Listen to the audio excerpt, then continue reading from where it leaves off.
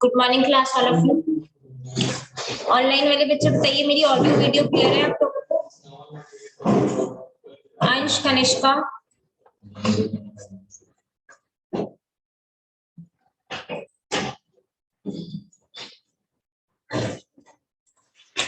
चलिए एक बार last class का रिवाइज करते हैं, फिर उसके बाद क्लास देखते हैं। ठीक है, आज इस चैप्टर की लास्ट क्लास है जैसे कि मैंने बताया था। ठीक है, जनरल क्रॉस एक्ट में हमारा क्या था, क्या होता है जनरल क्रॉस एक्ट? एक प्रकार का ऐसा लॉ, हाँ, जहां पर कुछ नहीं लिखा फिर हम कहां से रेफर करेंगे? जनरल क्रॉस एक्ट में।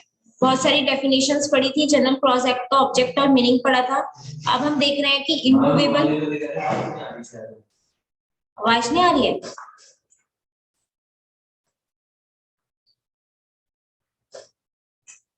कनिष्का एंड अंश, आप लोगों को मेरी आवाज आ रही है कि नहीं आ रही है? यस मैम, आ रही है। आ रही है, ओके ठीक है। इमूवेबल प्रॉपर्टी जो था हमारा, उसके अंदर क्या था कि कोई भी ऐसा लैंड या फिर उससे कोई बेनिफिट मिल रहा है या फिर जो लैंड से हमारा अटैच है वो इमूवेबल माना जाएगा और परमानेंटली फास्टन।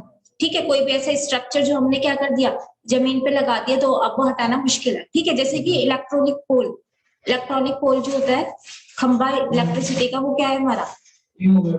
इमूवेबल है। ठीक है, परमानेंटली फास्टन में आ जाएगा। उसके बाद सेक्शन 9, सेक्शन 9 ने हमें क्या सिखाया था?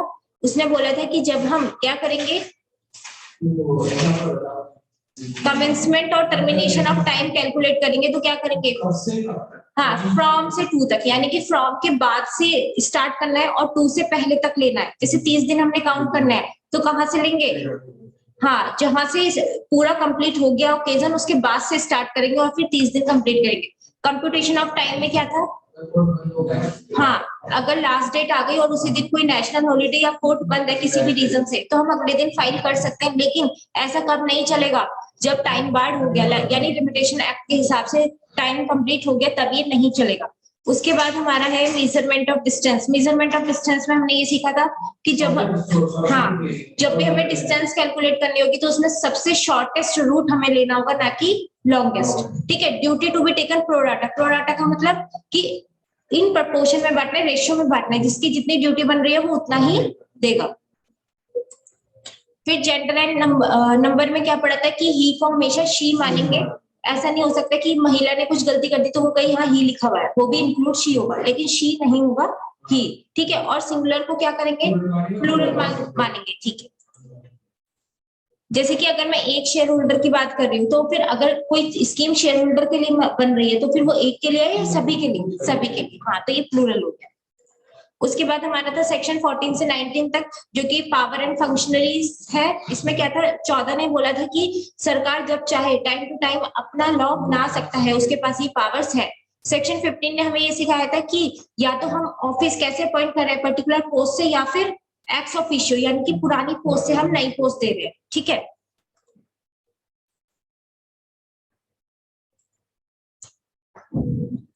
उसके बाद हमने देखा था power to appoint to include power to suspend. जिसके पास अपॉइंट की पावर है उसके पास सस्पेंड करने की भी पावर्स हैं। ठीक है, सब्स्टिट्यूशन ऑफ फंक्शनरीज में क्या था कि जो भी हमारे ऑफिस टाइटल है वो एक ऑफिस का नाम बता देगा, वो सभी पे क्या हो जाएगा? एप्लीकेबल। इसके बाद सक्सेसर, जो पुराने वाले पे राइट्स एप्लीकेबल थे, लायबिलिटीज थे, वही क्या हो जाएंगे? जब उसने ट्रांसफर किया है दूसरे, यानी कि नया मेंबर आया, उस पर भी क्या हो जाएंगे? सक्सेसर पे एप्लीकेबल्स हो जाएंगे। उसके बाद official cheap and subordinate. Official cheap and subordinate में क्या था, जो जो पावर सुपीरियर की है वही सारी पावर्स क्या हो जाएंगी? सबऑर्डिनेट्स की हो जाएंगी। ठीक है, आज की क्लास स्टार्ट करते हैं, चलिए लिखिए। सेक्शन 21 लिखो।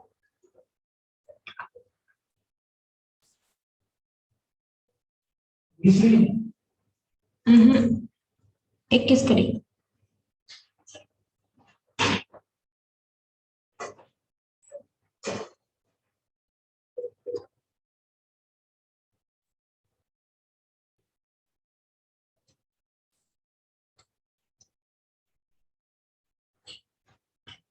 Power to amend and design.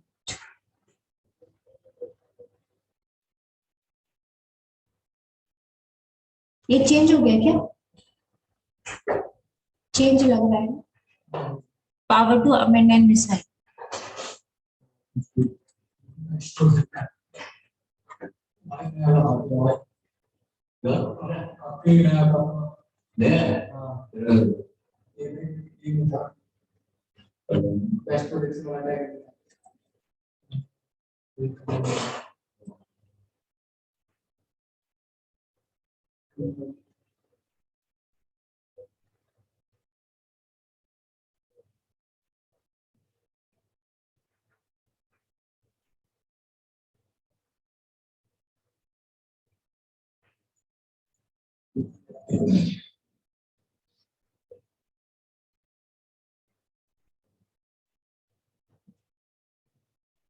पुरानी क्लास में कोई डाउट तो नहीं है आप लोगों के पास?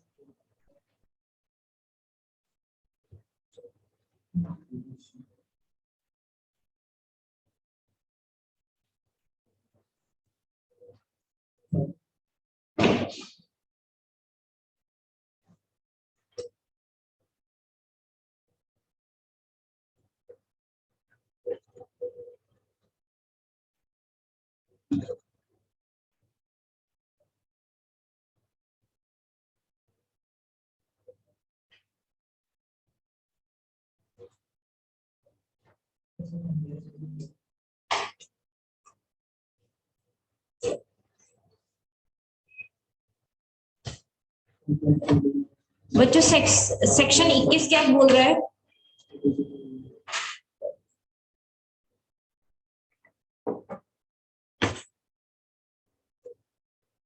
लिख लिया, समझाओ।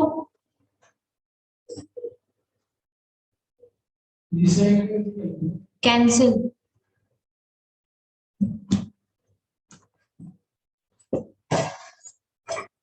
ये जो आपके फ्रेंड्स आते नहीं है उन्हें जेआईजीएल का पेपर नहीं देना क्या? बिल्कुल, मैंने इतनी लीनियंसी तो कभी नहीं देखी क्लास में। ऐसा सोचते हैं जैसे एग्जामिनेशन पेपर है।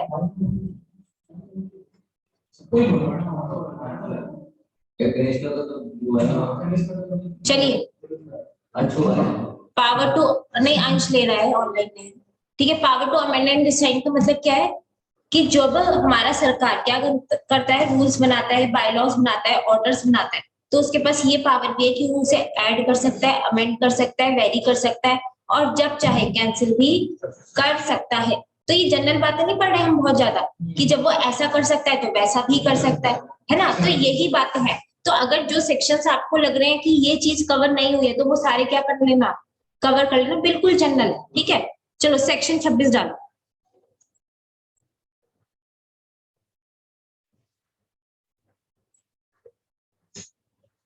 अच्छा, इसका एग्जाम्पल तो नहीं देना, एड अमेंड वेरी, ये तो आप कंपनीज एक्ट में देखते रहते होंगे, आई दिन कुछ ना कुछ अमेंडमेंट्स आती रहती है, कुछ ना कुछ चेंजेस आते रहते हैं, और कुछ ना कुछ रिपील यानी साइन भी होता रहता है कि पुरानी चीज हटा दी और कुछ नए लेकर आ गए। ठीक है, सेक्शन 26 लिखो, ऑफर ऑफेंस अंडर 2 और मोर एक्ट।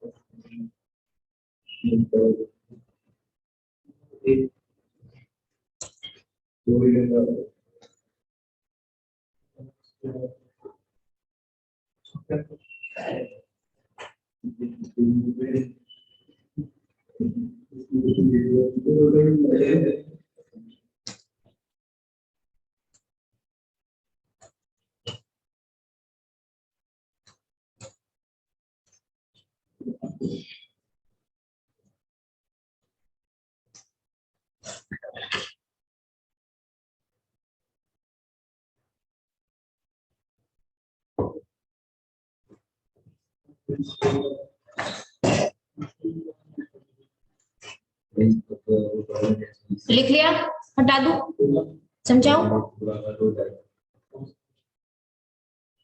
सहज बेटा लिख लिया आपने? आयुष और कनिष्का आपने लिख लिया?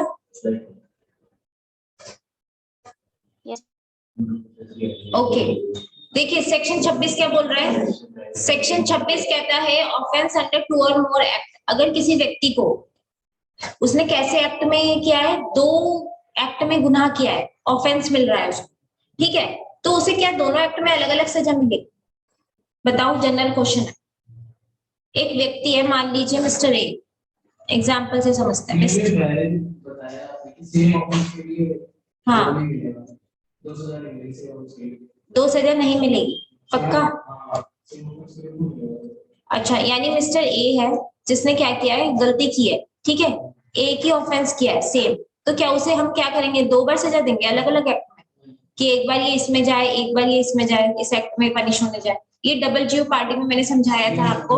हाँ, लेकिन यहाँ पे क्या है, अब इन्होंने बोल रखा है कि अगर सेक्शन 26 बोल रहा है कि अगर किसी व्यक्ति ने ऐसा ऑफेंस किया है जो 2 या उससे ज्यादा एक्ट में है, तो क्या हम उसे 2 बार सजा देंगे कि एक ही बार चल जाएगा? ठीक है, एक ही बार चलेगा। इसमें लिखा है, इन्होंने बोल रखा है कि shall not be punish twice for same offence. हम किसी भी व्यक्ति को क्या नहीं करेंगे, जब हम इंटरप्रिटेशन करेंगे तो हम ये देखेंगे कि सेम ऑफेंस के लिए हम उसे 2 बार सजा नहीं दे सकते हैं, ठीक है? इस पे स्टार मार्क कर लेना, सेक्शन 26 पे क्वेश्चन आया हुआ था, आपको ये एक्सप्लेन करना है। अच्छा, जो पनिशमेंट है वो कौन डिसाइड करेगा? वो खुद, कि नहीं नहीं इसमें अच्छा है इसमें कम है, कौन करेगा? हाँ, कोर्ट डिसाइड करेगा कि उसे कौन से में पनिशमेंट मिलना चाहिए, ठीक है? चलिए, रूल्स ऑफ कॉन्ट्रा प्रोफेंटम लिखो।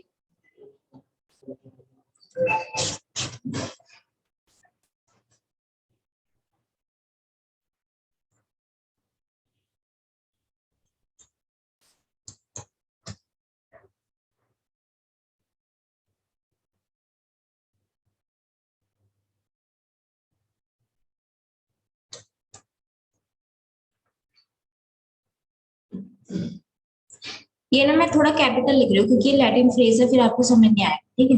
कैपिटल वर्ड लिख।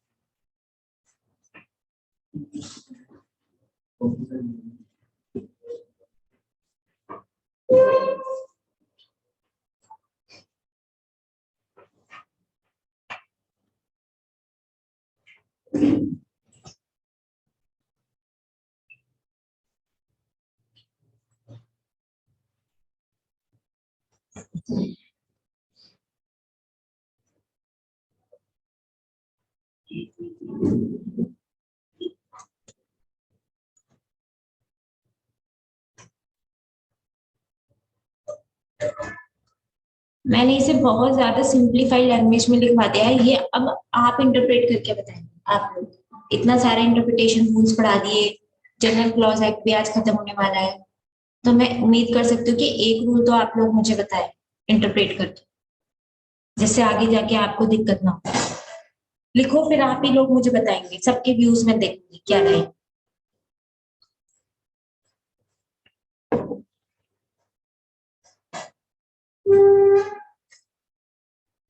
ये कंफ्यूजन लिखा है, समझ आ रहा है ना? कभी ये एल समझे आप?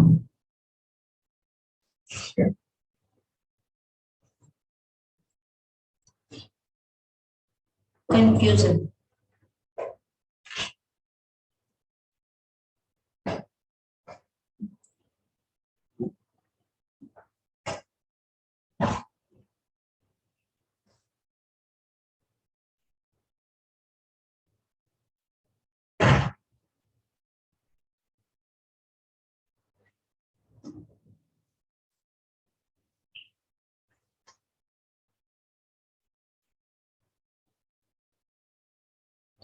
चलो बताओ, कौन बताएगा?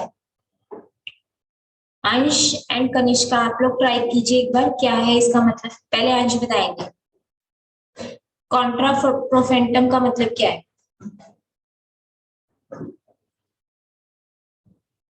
बोलो बेटा।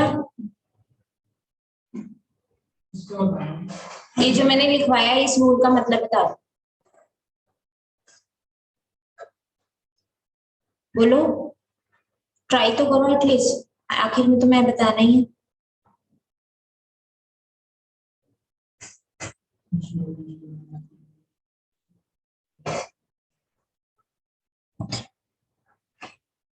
चलो देखो क्या है। कॉन्ट्रैक्ट में अगर कोई क्लोज है, तो क्लोज है, उसमें कंफ्यूजन होना है, तो अगर वो मतलब जो इंसान है उसके में जा रहा है, ठीक है, तो वो फिर उसमें बताना पड़ेगा क्लोज में कि क्लोज टू बी इंक्लूड। हाँ हाँ, चलो ठीक है, सही ट्राई किया आपने। देखो, एक एक चीज से समझते हैं। उन्होंने कहा, सबसे पहले कहा कि अगर कोई क्लॉज डला हुआ है कॉन्ट्रैक्ट के अंदर, जैसे हम कोई भी दो पार्टी में कॉन्ट्रैक्ट होता है, तो वो कोई क्लॉज डालते हैं ना, बहुत सारी टर्म एंड कंडीशन डालते हैं, तो उसे क्लॉज बोलते हैं। ठीक है, एक कॉन्ट्रैक्ट में क्या डला हुआ है? कोई क्लॉज डला हुआ है, और वो क्लॉज क्या दिखा रहा है? एक प्रकार से कंफ्यूजन दिखा रहा है। ठीक है, कंफ्यूजन का मतलब एग्जैक्ट मीनिंग नहीं पता चल पा रहा है इसमें, तो हम कैसे इंटरप्रेट करेंगे उसे? जिस व्यक्ति का इंटरेस्ट उसमें आ रहा होगा ना उस क्लॉज में, उसके खिलाफ हम उसे इंटरप्रेट करेंगे, जैसे कि who insisted that the clause to be included, जिसने इंसिस्ट किया है कि ये क्लॉज आना चाहिए। जैसे कि कुछ लोग बड़े चालाक होते हैं, ऊपर अपनी लायबिलिटी दिखा दी और नीचे वाले क्लॉज में क्या कर दिया? अपनी लायबिलिटी हटा दी। ऐसे करते हैं ना लोग। तो फिर अब क्या हो रहा है कि उसके फेवर में भी दिख रहा है और उसके अगेंस्ट में भी दिख रहा है, तो जिसने ऐसा क्लॉज डाला है उसके खिलाफ क्या करेंगे? उसके इंटरेस्ट के खिलाफ। यानी उसने ऊपर लिख रखा है ना कि उसकी लायबिलिटी है, तो मतलब ऊपर वाला ही मानेंगे, ये नहीं मानेंगे कि उसकी लायबिलिटी नहीं है। समझ आ गया कि हम किस तरह से इंटरप्रेट करेंगे? क्या ये सभी को समझ आया कि नहीं? दोबारा से बताओ, बताओ क्या है, बताओ।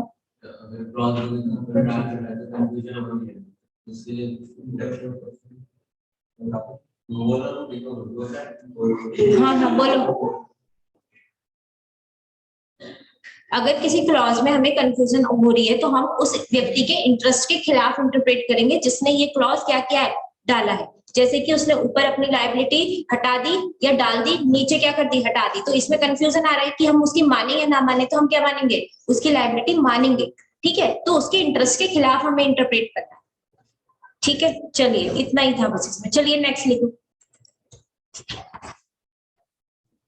बच्चों, मैंने ना एक आपको रूल ऑफ इंटरप्रिटेशन में हिडन्स पढ़ाया था, हिडन्स रूल, मिसचीफ रूल पढ़ाया था ना। हिडन और मिसचीफ एक का ही नाम है। पढ़ाया था कि नहीं? याद है कि नहीं? आप एब्सेंट होंगे उस दिन। बोलो, चलो लिखो फिर से। ये बहुत इंपॉर्टेंट है। आईसीएसआई ना इसे बहुत ज्यादा इज्जत देता है, कहता है कि ये मैं पूछ के ही रहूंगा अपने बच्चों से। हिडन्स रूल में दोबारा लिखवा। हिडन्स रूल का दूसरा नाम है मिसचीफ रूल, लेकिन इस बार मैं इसका एडवांस वर्जन लिखवाऊंगी। एडवांस यानी एक्स्ट्रा। ठीक है, परपोसिव। परपोसिव का मतलब क्या होता है? ये भी इसी का ही नाम है। अगर वो आपसे पूछ ले परपोसिव रूल एक्सप्लेन करो तो यही लिख के आना है, हिडन पूछे तब भी यही और मिसचीफ पूछे तब भी यही। ठीक है, पहले इसका नाम ना बेनिफिशियल कंस्ट्रक्शन भी होता था, लेकिन आईसीएसआई ने अलग कर दिया, बेनिफिशियल कंस्ट्रक्शन को अलग बना दिया और इसे अलग बना दिया। ठीक है, तो अगर परपोसिव रूल के नाम से आए तो भी आपको क्या करना है, यही करना है। और इसका दूसरा नाम भी लिख लो, ये सब इसके उसके नाम है, जूडी के, जिसने ये डिफाइन किया था। ठीक है, चलिए लिखिए। हिडन्स रूल में हमने क्या पढ़ा था, कोई बच्चा बताएगा हिडन्स रूल में हमने क्या पढ़ा था, कि अगर दो इंटरप्रिटेशन निकलती है, दो इंटरप्रिटेशन अगर हमारी निकल रही है तो हम कैसा करेंगे, बोलो बच्चों, तुम लोग पढ़ नहीं रहे हो, तुम्हारे को लगने वाली है अच्छी वाली पिटाई, मुंह ऐसे सिल के बैठे हो अपने, पढ़ क्यों नहीं रहे हो आप लोग घर पर, आंसर नहीं निकल रहे हैं। टू इंटरप्रिटेशन यानी कि सप्रेस, सप्रेस क्या किया जाएगा, मिसचीफ, एडवांस द रेमेडी। हाँ, हल्का फुल्का नहीं, पूरा पूरा याद करके बैठो, सप्रेस द मिसचीफ। देखो जो बच्चे नहीं आ रहे वो तो नालायक हैं ही, लेकिन आप क्यों अपना लॉस कर रहे हैं, आप तो अपना पढ़ते रहो, फायदा लो अपना, एडवांस द रेमेडी।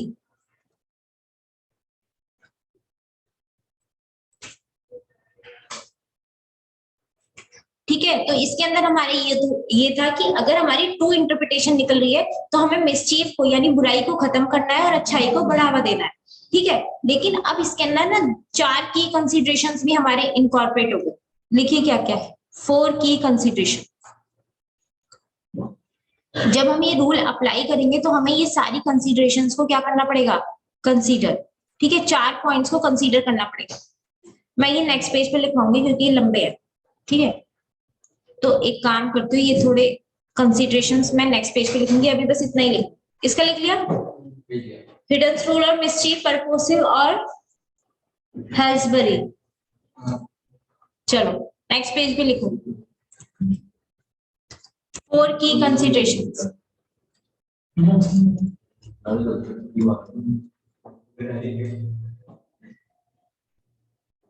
4 की कंसिडरेशन देखिए क्या, पहला है हमारा, what was the law before making of the act.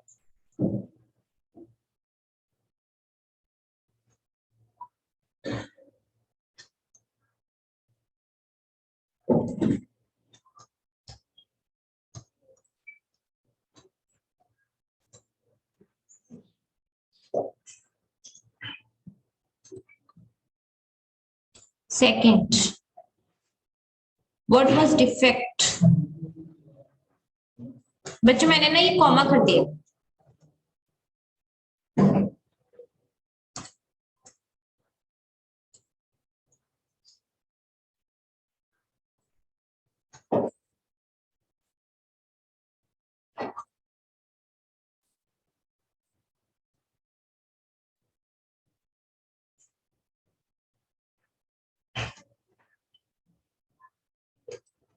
Third, how does act of parliament.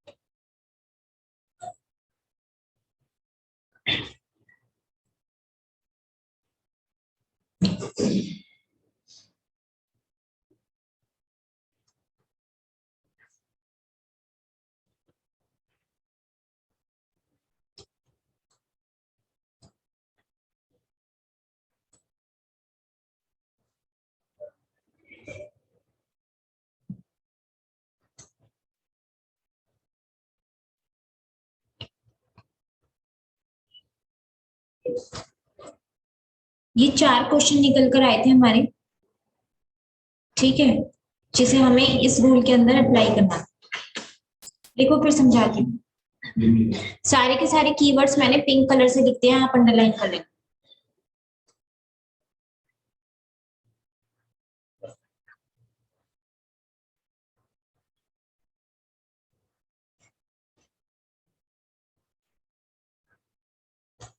अच्छा नहीं लग रहा हाईलाइट, कुछ नहीं। चलो लिख लिया आप लोगों ने?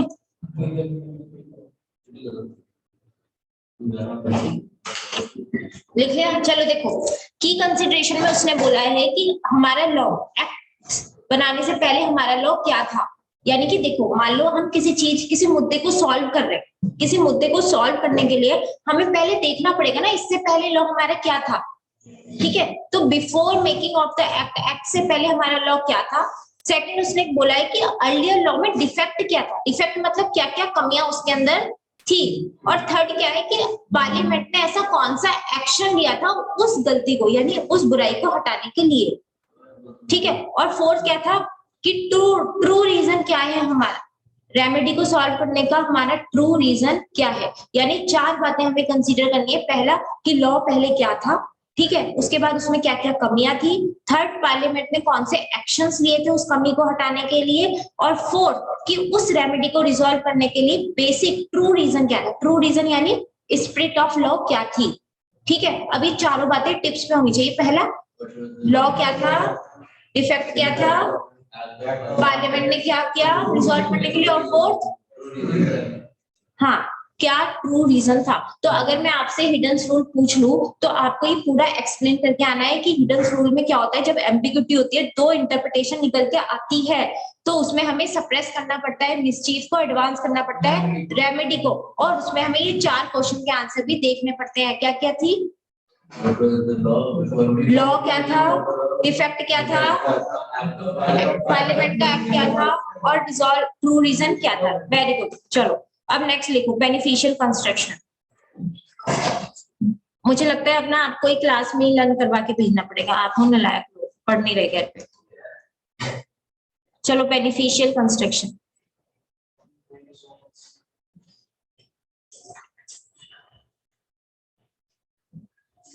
बच्चों पहले ना बेनिफिशियल कंस्ट्रक्शन इसी के साथ आता था, इसी का ही नाम था, लेकिन आईसीएसआई ने अलग कर दिया। तो अगर मैं आपसे पूछ लूं, सुनो ये बहुत इंपॉर्टेंट है, अगर हिडन मिस्चीफ पर्पोसिव हेल्सबरी कुछ पूछ लिया जाए इंस्टीट्यूट की तरफ से, तो इसके चार नाम है, इसमें से यही एक्सप्लेन करके आना। ठीक है, बेनिफिशियल कंस्ट्रक्शन भी वो पूछता है, इस पे भी स्टार मार्क करो।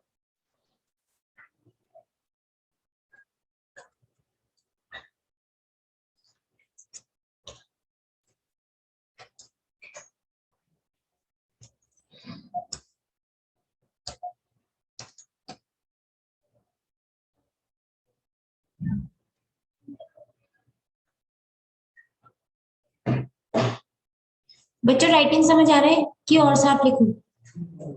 आ रहे समझ?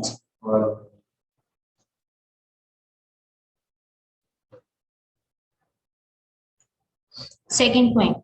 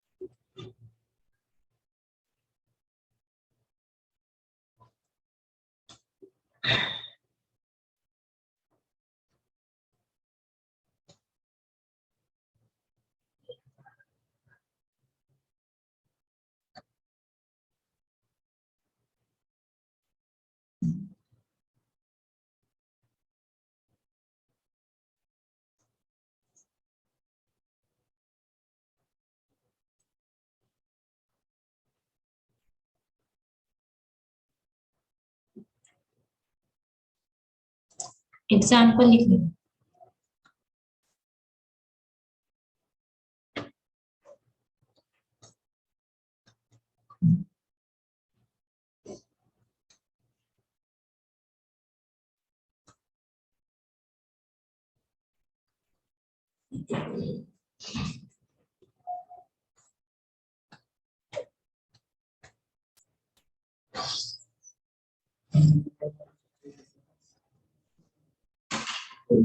लिख लिया?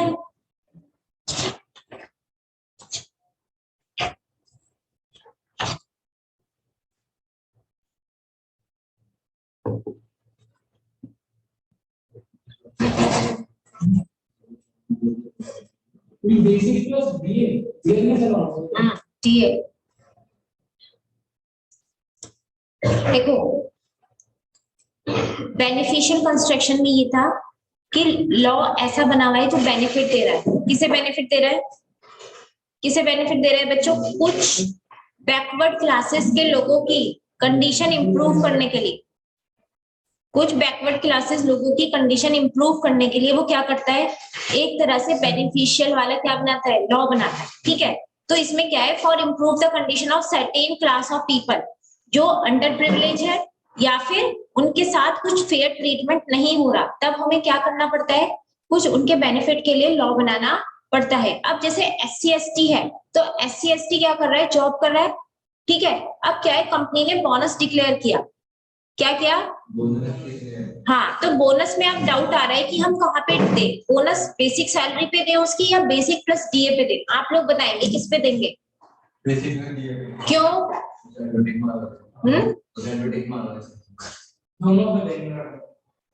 दोनों पे देंगे, बेसिक प्लस डीए पे देंगे। क्यों?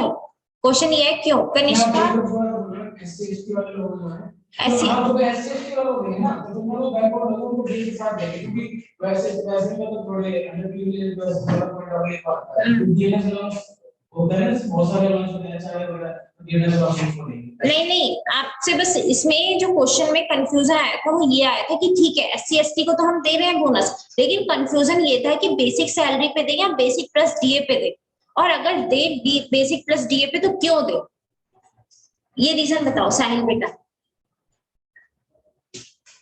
अगर हम बेसिक प्लस डीए पे दे रहे हैं तो क्यों दे रहे हैं? क्योंकि उससे जो अंडर प्रिविलेज लोग हैं उनका ज्यादा बेनिफिट हो रहा है बेसिक प्लस डीए पे देने से। ठीक है, उन्हें बोनस ज्यादा मिलेगा। अगर हम सिर्फ बेसिक सैलरी पर देंगे तो उन्हें बोनस कम मिलेगा, इसीलिए बेसिक प्लस डीए पे देना जरूरी है। ठीक है, नेक्स्ट लिखो।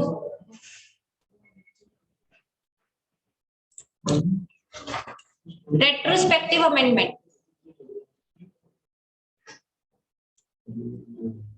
रेट्रोस्पेक्टिव अमेंडमेंट मैंने पहले भी पढ़ाया था, क्या याद है आप लोगों को? रेट्रोस्पेक्टिव अमेंडमेंट मैंने पहले भी पढ़ाया था, याद है? हाँ, फिर सुनाओ क्या है, क्या था इसमें, ये याद नहीं है?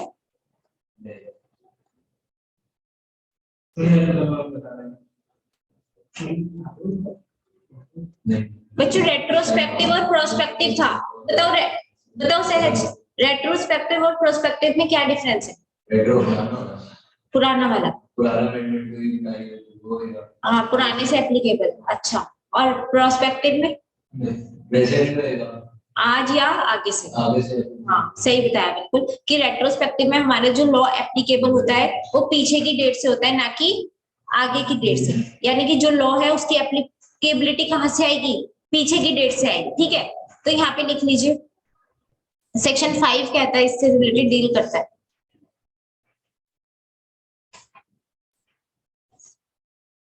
सेक्शन 5 ने दो बातें बोली। पहला,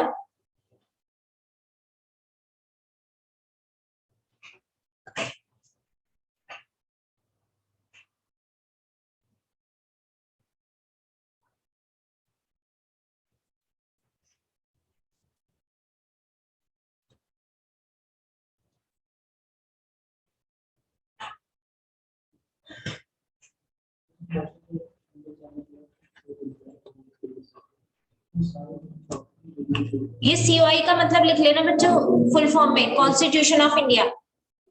कभी आप सोचे COI कोई वो है हमारी शॉर्ट फॉर्म या कुछ वर्ड है, इसका मतलब कॉन्स्टिट्यूशन ऑफ इंडिया है। ठीक है,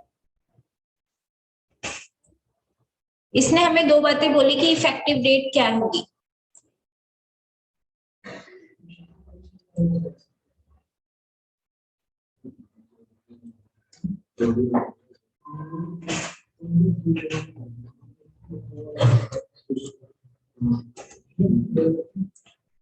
शुभ्रत जल्दी लिखिए।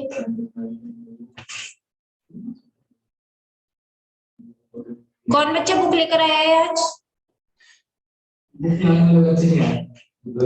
दे देना मुझे जो लेकर आए।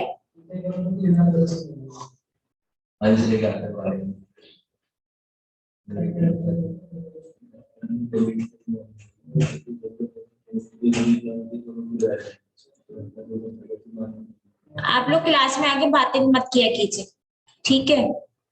मुझे अच्छा नहीं लगता।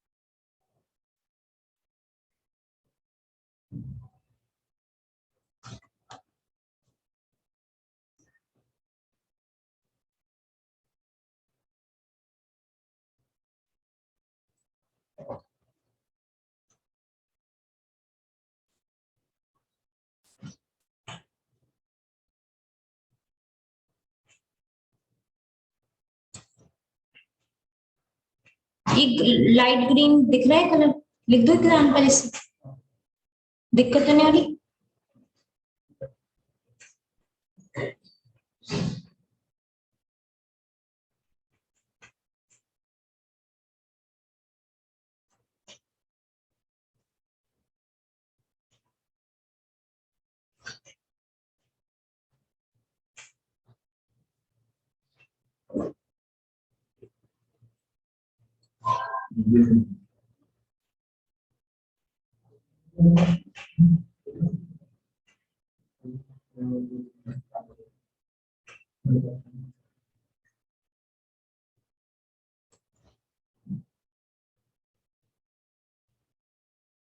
चलो जल्दी से लिखो फिर समझा दो।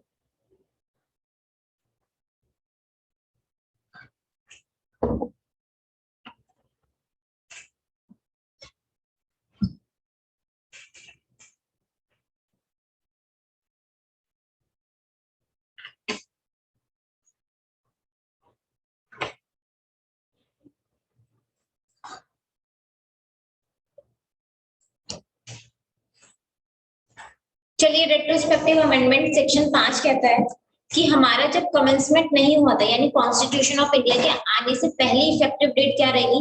देखिए, कोई भी लॉ आता है तो क्या वो लॉ ऑटोमेटिक एप्लीकेबल हो जाता है? बोलो बच्चों, जब कोई लॉ आ रहा है तो फिर वो क्या ऑटोमेटिक एप्लीकेबल हो जाएगा कि उसकी इफेक्टिव डेट होगी?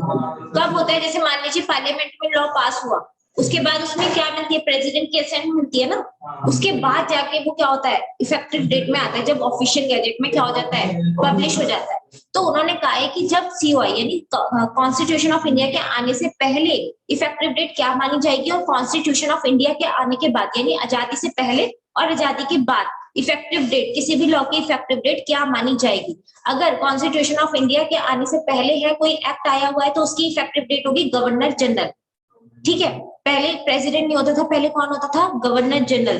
एसेंट का मतलब लिखिए, एसेंट का मतलब होता है कंसेंट। जब उसकी गवर्नर जनरल की कंसेंट मिल जाती है तो उसे बोलते हैं क्या? Effective date of the law. उसके बाद अगर कॉन्स्टिट्यूशन ऑफ इंडिया के आने के बाद कोई लॉ आया है तो उसकी इफेक्टिव डेट क्या है?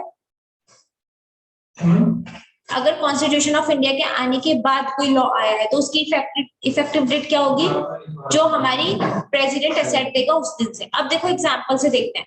मान लीजिए प्रेसिडेंट ने असेंट दी 3 जनवरी और इफेक्टिव डेट कोई मेंशन नहीं है कि कब से लागू होगा, ठीक है? तो बताओ कब से होगा? जब से प्रेसिडेंट ने असेंट दिया, ठीक है? रेगुलेशन कहता है कि नोटिफाई 15 जनवरी। एक रेगुलेशन बनाया सेबी ने और उसने कहा कि 15 जनवरी को ही नोटिफाई हो गया, लेकिन उसकी इफेक्टिव डेट क्या है? 30 दिन के बाद। तो 30 दिन के बाद कौन सी तारीख आई? 15 फरवरी, ठीक है? तो हमने इफेक्टिव डेट जहां पे मेंशन है वही मानेंगे, ये नहीं कि नोटिफाई वाली डेट से मान लिया कि लॉ आ गया। हम कब से मानेंगे? जो उसने इफेक्टिव डेट प्रिस्क्राइब की है वहां से। चलो अब बताओ पूरा क्या है। रेट्रोस्पेक्टिव अमेंडमेंट बताओ क्या होता है शुभ्रत। जो मतलब कमेंसमेंट आने से पहले ये तकलीफ देते हैं तो उसी मतलब जो गवर्नर ने दिया है एसेट उसी के हिसाब से होगा।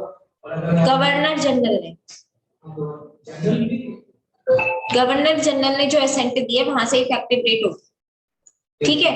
और कमेंसमेंट हो जाएगी तब फिर इफेक्टिव डेट जब एसेट प्रेसिडेंट बना देगा उसके बाद। एग्जांपल से बताओ कि अगर प्रेसिडेंट ने असेंट दी और हमें इफेक्टिव डेट नहीं पता तो क्या होगी। प्रेसिडेंट ने एसेंट दे दी और हमें स्पेसिफाइड डेट नहीं बताई कि कब से इफेक्टिव में आ रहा है, तो कौन सी डेट से एप्लीकेबल होगा, कौन सी। प्रेसिडेंट ने असेंट दी, ठीक है। और रेगुलेशन 15 जनवरी को नोटिफाई हुआ और उसने इफेक्टिव डेट बोल दी कि आज से 30 दिन के बाद से ये इफेक्टिव में आएगा, तो कौन सी होगी, 30 दिन के बाद वाली, ठीक है। चलो एक बार पूरा चैप्टर रिवाइज करते हैं और फिर नया चैप्टर स्टार्ट करते हैं। ये चैप्टर यहाँ समाप्त हो गया है, पूरा चैप्टर एकदम रिवाइज करके फिर हम क्या करने वाले हैं, नया चैप्टर स्टार्ट।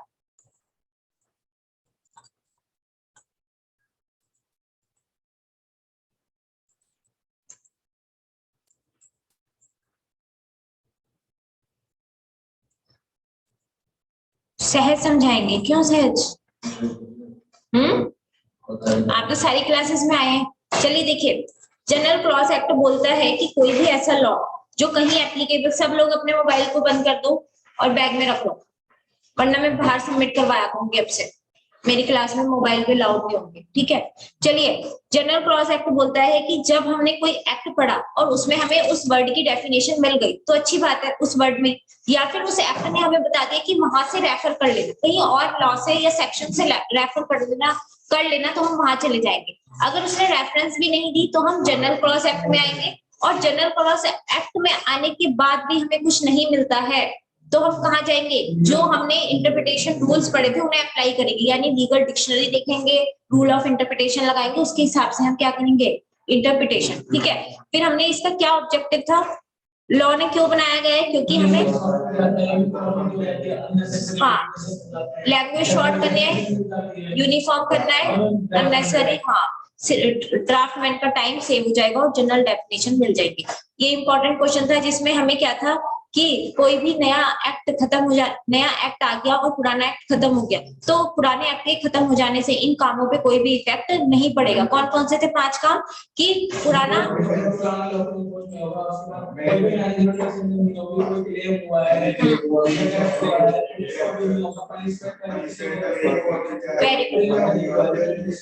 किसी इंक्वायरी पे फर्क नहीं पड़ेगा, पनिशमेंट पे नहीं पड़ेगा, डेट पे नहीं पड़ेगा, मैनेजमेंट पे नहीं पड़ेगा और कोई भी पुराना एक्ट एनफोर्स में नहीं आएगा, ठीक है। फिर हमने की डेफिनेशन देखी थी, अबेट का मतलब क्या था, आईपीसी ने जो बोला अगर उसने कोई क्राइम किया है तो वो इंडियन पिनल कोड के हिसाब से क्रिमिनल माना जाएगा। एक्ट का मतलब कोई भी ऐसा बुरा कर्म जो कि क्या है, इलीगल चीज दिखा रहा है वो। एफिडेविट का मतलब कोई भी ऐसी रिटर्न डिक्लेरेशन जो कि हम क्या कर रहे हैं, लिख के दे रहे हैं कि जो भी हमने आगे कागज पेश किए हैं आपको वो सारे सही हैं, कोई भी गलत नहीं है। डॉक्यूमेंट का मतलब कोई भी ऐसा मैटर जो कि किसी भी लेटर, फिगर या मार्क हो और विच इंटेंट टू बी यूज, किस लिए यूज हो रहा हो, रिकॉर्डिंग के लिए। एन एक्ट का मतलब किसी प्रकार का एक्ट आया, रूल्स आया, रेगुलेशन आया, हाँ तो फिर वो माना जाएगा, ठीक है। उसके बाद उन्होंने क्या बोला, फिर फर्स्ट डे ऑफ अप्रैल से स्टार्ट होगा और स्टेट गवर्नमेंट इम्प्लीजमेंट हमारी सिंपल और विगरस, हाँ यानी नेचुरल और आर्टिफिशियल दोनों पर्सन इंक्लूड हो जाएंगे पर्सन की definition. Immovable property, land, benefit, attachment, बहुत अच्छे। कमेंसमेंट एंड टर्मिनेशन की फ्रॉम के बाद से इंक्लूड करेंगे और टू से पहले, ठीक है। कंप्यूटेशन ऑफ टाइम, कोर्ट का टाइम खत्म हो गया,